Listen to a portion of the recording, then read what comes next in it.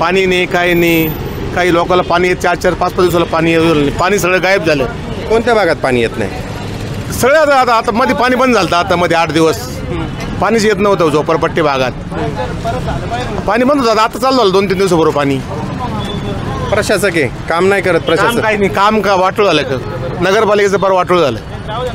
शौचालयाच्या सुद्धा समस्या आहे. सुविधा काही सुविधा नाही कोपरगावात. काय सुविधा इथं? सर्वसामान्य लुळपा किती रस्त्यानी. धुळीचा प्रश्न गंभीर आहे. हो. क्रीडांगण नाहीये, काहीच नाही, बाग बगीचा नाही, काहीच नाही. हे गाडवं गाया किती फिरतात रस्त्यावर पहा ना. त्रास होतो खूप. खूप त्रास आहे एकदम. आता कोणाला निवडून दिलं पाहिजे? निवडून आता काय, आता जो चांगला असेल त्याला निवडून देऊ. आता चांगला कसा ठरवायचा? ठरवू आता, लोक ठरवतील बरोबर. काळे की कोल्हे का दुसरं कोणी? त्यात ते नाही सांगू शकणार आता. ते बरोबर आता टायमर काम मत देणार आम्ही. कोपरगाव म्हणलं की काळे आणि कोल्हे हे दोघं तर आहेच आता, पण पाहू ना आता काय. आता जो चांगला काम मागच्या वेळेस सारखं होईल का अपक्ष काही?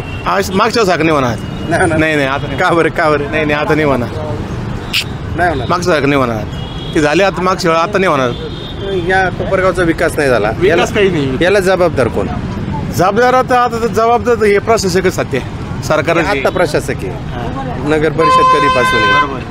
नक्की 4 वर्ष इलेक्शन नाही ना नगरपालिकेची. ते झालं, हा. पण 4 वर्षाच्या आधी पण नगराध्यक्ष होते ना. तेव्हा चांगला विकास होतो ना.